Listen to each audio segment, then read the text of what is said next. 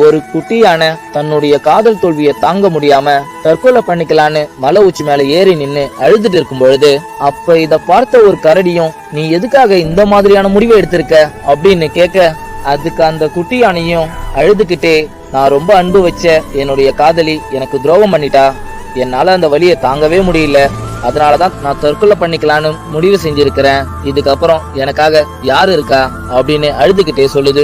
இத கேட்ட அந்த கரடியும், நீ இப்ப தற்கொலை பண்ணிக்க போறதால இங்க எதுவும் மாற போறதில்ல. இத கேட்ட அந்த குட்டி யானையும், அப்ப இந்த வலிய என்ன அனுபவிச்சுக்கிட்டே வாழ சொல்றியா அப்படின்னு கேக்குது. அதுக்கு அந்த கரடியும், நான் அப்படி சொல்ல வரல, நான் சொல்ற இந்த ஒரு விஷயத்த மட்டும் நீ கொஞ்சம் யோசிச்சு பாரு. இதுக்கு முன்னாடி உன்னுடைய வாழ்க்கையில ஏதாவது ஒரு விஷயம் நடந்து நீ ரொம்ப கஷ்டப்பட்டு அழுதுருப்ப. இப்ப நீ அந்த விஷயத்த நினைச்சு அப்ப நீ அழுத மாதிரி இப்ப உன்னால அழ முடியுமா? கொஞ்சம் யோசிச்சு பாரு. முடியாதுல்ல. ஏன்னா ஒரு சில வலிகள் குணமாவ ஒரு சில காலங்கள் தேவைப்படும்.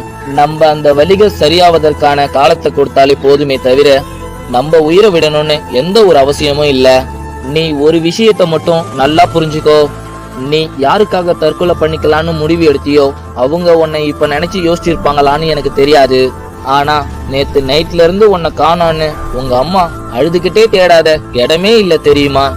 இப்ப வந்த காதலனுக்காகவோ காதலிக்காகவோ உயிரை விடணும்னு நினைக்கிறீங்களே தவிர, இத்தனை வருஷமா நமக்காக கஷ்டப்பட்டாங்களே, தன்னுடைய அப்பா அம்மாவுக்காக அந்த கஷ்டத்தை தாங்கி வாழணும்னு ஏன் நீங்க யாரும் யோசிக்கவே மாட்டீங்கன்னு தெரியலையே.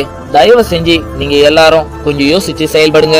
இந்த குட்டி ஸ்டோரி பிடிச்சிருந்தா மறக்காம லைக் பண்ணுங்க.